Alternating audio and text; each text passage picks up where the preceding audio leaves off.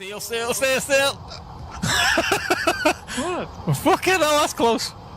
I can still get It's closer. close even for you. Oh man, that is quality. I can see your nose hair. Bogies.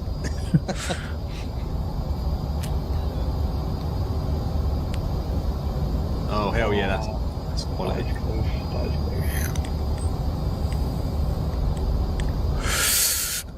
Ooh. Serial number 0126.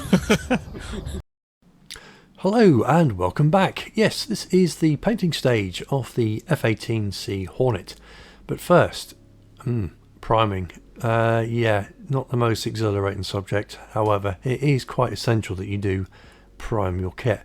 For this one I am using Mr. Surfacer Black, which is a SED primer.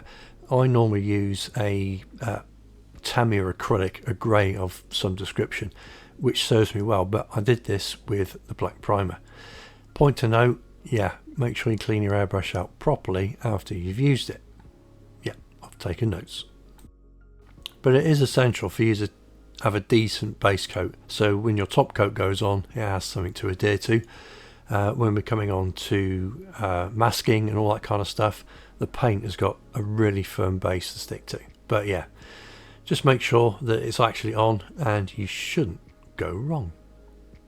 Famous last words from me. But anyway, once the priming's done, we can crack straight on with the undercoats, or the underside, which is a light ghost grey. So for this, it's black basin, so I'm really weathering using paint, as it were. So I'm not actually putting down a solid coat so the black is completely covered. I'm leaving very, very faint bits just to give that sort of like worn paint look. So yeah, you could say it's like a weathering process to a degree, just using paints. And I do that completely all over.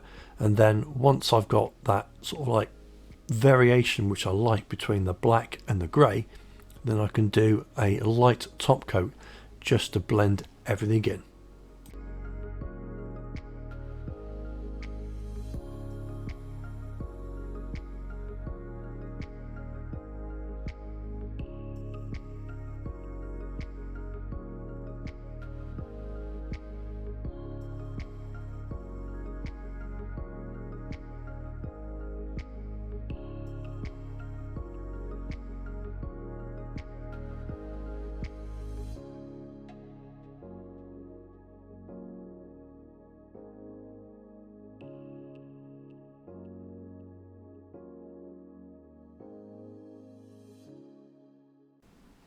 So when that was all sorted, I went straight on to painting the undercarriage or the insides. With this kit, you do need to build up the undercarriage izine, gluing the separate parts into the undercarriage bay itself.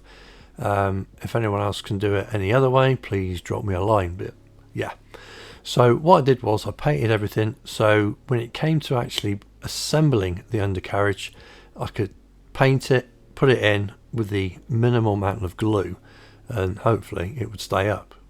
Spoiler alert, it did. But yeah, it's just a case of being careful with your paint. But if you are careful when you're airbrushing, you shouldn't get any overspray onto the paintwork of your underside of the airframe.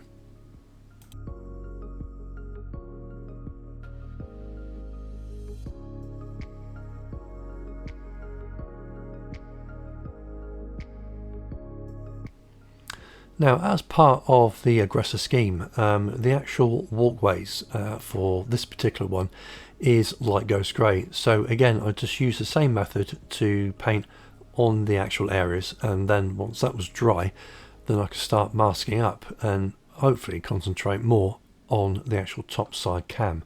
But yeah, just check your references. That's what I'm doing right now, so you can see my grey air. And yeah, just check, make sure you're getting in the right place. And you can't go, well, you can go wrong, but yeah, just check your references.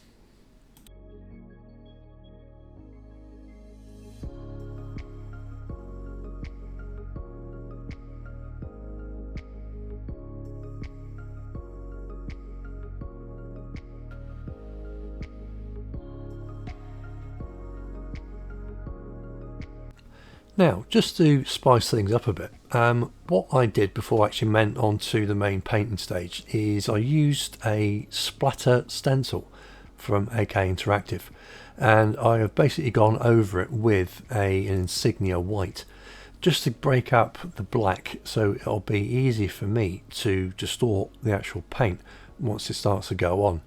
It is a very sort of like, well, it's a very easy way of distorting the paint, and it does give you some really good results. So you can do this either pre-shade, which I'm doing now, or post-shade. But with post-shade, if you're having multiple colours on your actual kit, then it is going to be progressively difficult. So just please bear that in mind.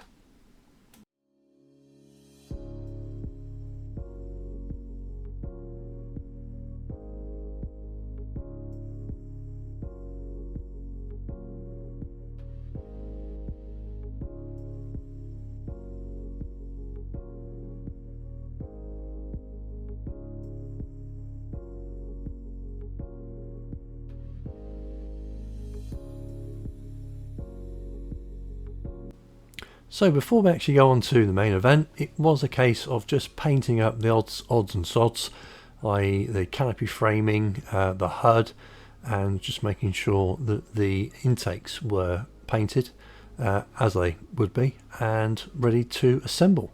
So yeah, just the odd bits, then we can crack straight onto it.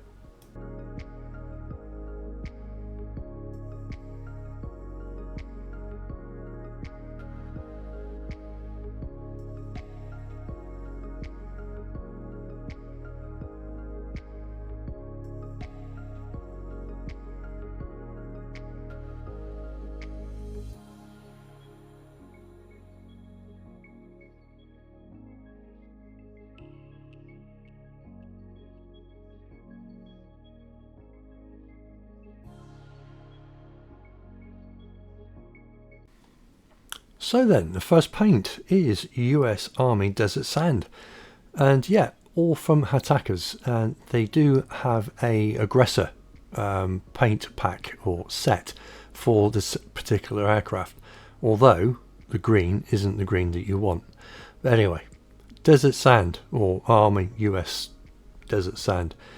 Again, it was painted in roughly the area of the actual demarcation of the actual paint scheme itself, again in thin coats, and if I needed to go back and lighten it, I could do with the actual main base color and maybe a yellow or a tanned paint.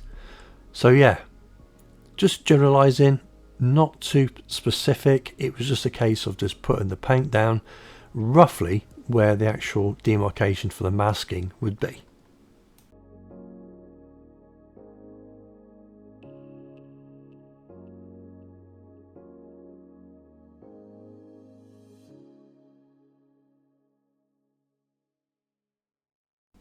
So you can imagine it did take a while to get everything done.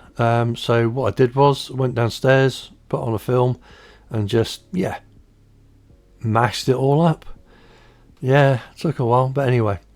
Next thing was the other paint, or the next brown, which was tan. Again, from the actual paint range, the paint set, and again, it was just light coats all over, and just making sure that that distortion of the paint of the black and white was actually still going through. And again, you can post shade it if you so wish, but yeah, I was happy with the result that I got.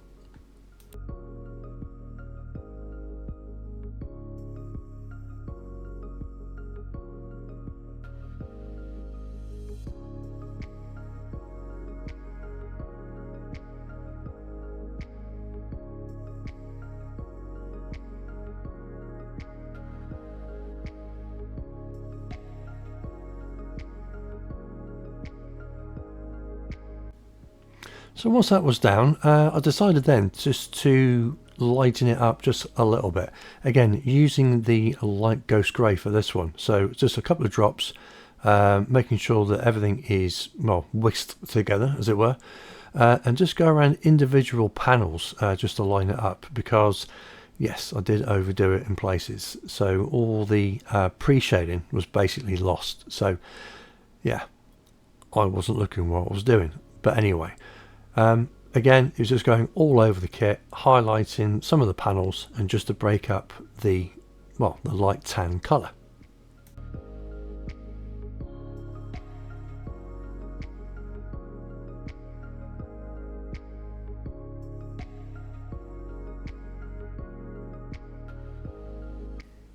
Right, the green. Now, it does say to use this, field green. Yeah, it's too light.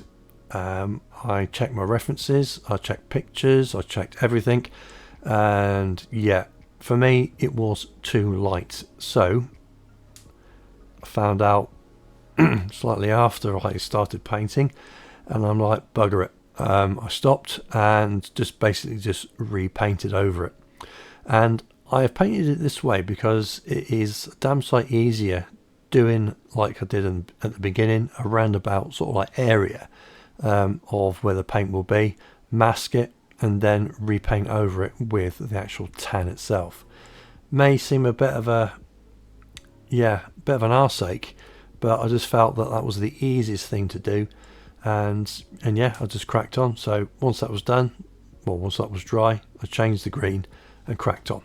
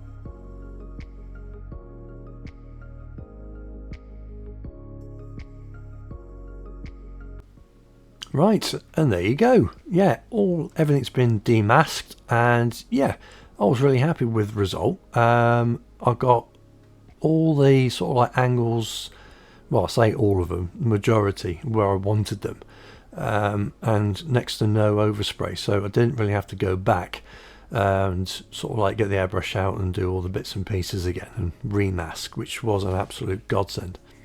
So once that was done, then all I had to do was mask up all the small little bits of trim and just paint them in the actual paint that was called for.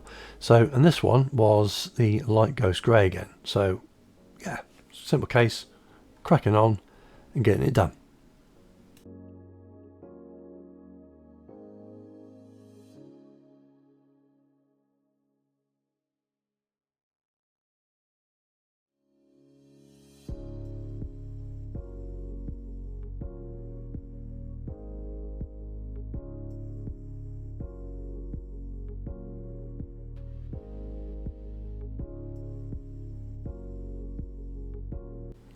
So the last sort of thing I needed to do on the main airframe was to paint the metallics, or using dark aluminium for the burner cans. Now if you are careful, you can actually spray this without having any overspray onto your kit, but you do need to be careful. AK Interactive's extreme metals are pre-thinned, so all you need to do is stick them in your colour cup and away you go. But like I said, it does have a tendency of spreading, so if you are careful and aim it in the right position, then you really shouldn't have any overspray at all on your kit.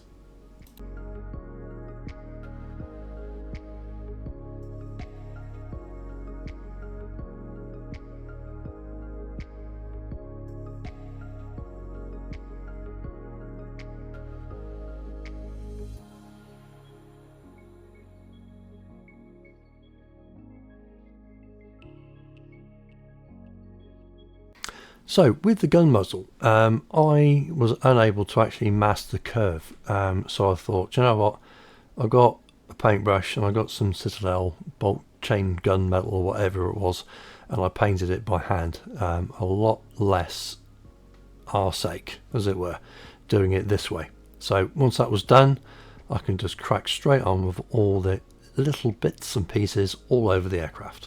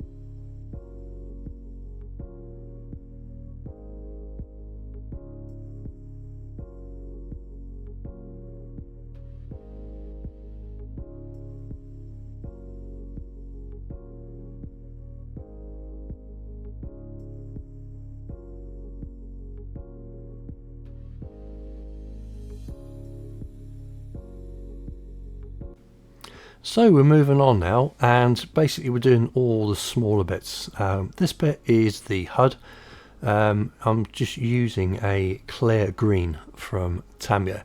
Once it dries completely gloss, so it does render itself really well for this particular job. Once the actual HUD's on, you can just pop it on with some PVA glue, and once it's set, the actual glue, if there is any left on the kit, it will dry clear and you'll have no issues whatsoever. Now this next bit was the absolute bane of my life. The front canopy. Let me just tell you right now, it doesn't fit. Well, not very well. You are left with a gap between the actual canopy and the fuselage. You can at a push use super glue, which I have used here to try and secure it, but you will have a line going through, and if I'm honest, if you're using just your normal glue, as in your Tamiya glue, yeah, it would be hard pressed to actually even take. So bear with me on this one. Use super glue and then you'll have to fill it, and then you'll have to rescribe. Sorry guys, but that's what's happened.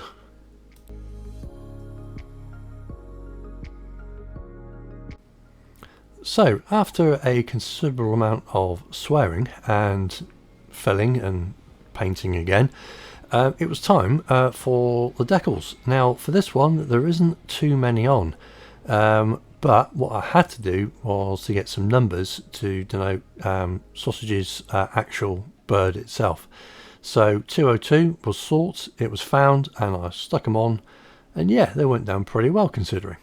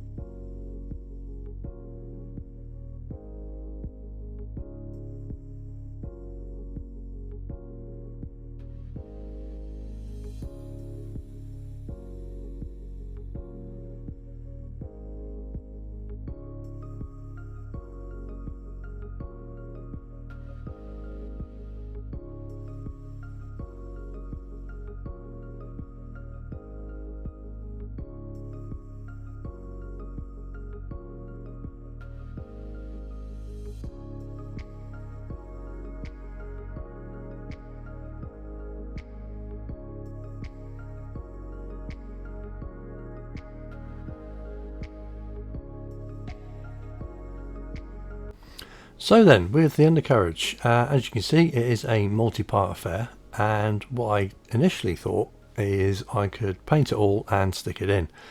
No, individually you have to pop in the actual undercarriage itself. Again, if you know of another way to do it, as in paint it and then put it in, I'm all ears. However, yeah, I had to spray the undercarriage white. Thankfully the overspray on the white, of the white onto the light ghost grey was minimal, so I was happy with that. So after it was all done, having it painted, I just went over where the underside of the wing and part of the fuselage back with the light ghost grey.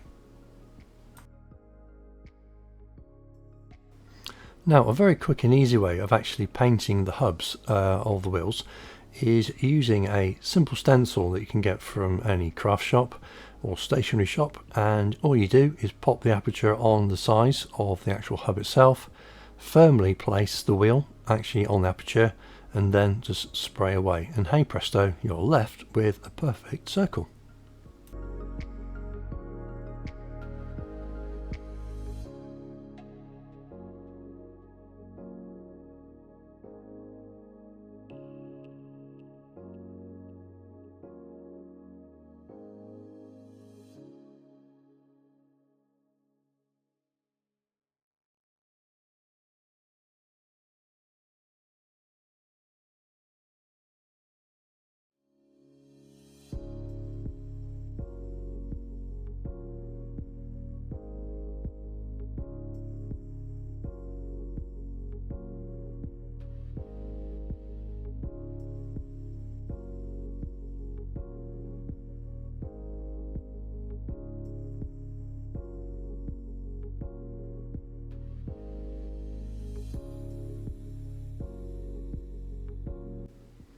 The undercarriage assembly was pretty straightforward, and thankfully, because of the nature of this particular aircraft, the undercarriage is very sturdy.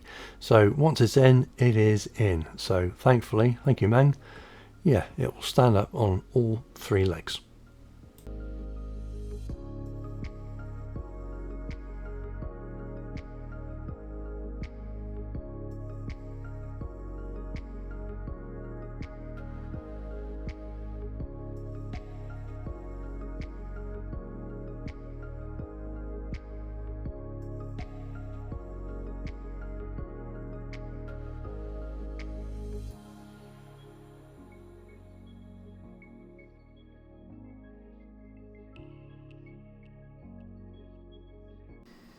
So all was left to do now was put on the old odds and sods, as in the hook and the wheels for the front undercarriage, and that was basically it. So overall, with the decaling and the painting and everything else like that, I'm more than happy with the result that I've got. So on the next video, we will be delving into the weathering of this particular little bird. So hopefully you'll be able to join me for that video. So until then, thank you very much for watching, and yeah, we will see you soon on the next video. So until then, cheerio.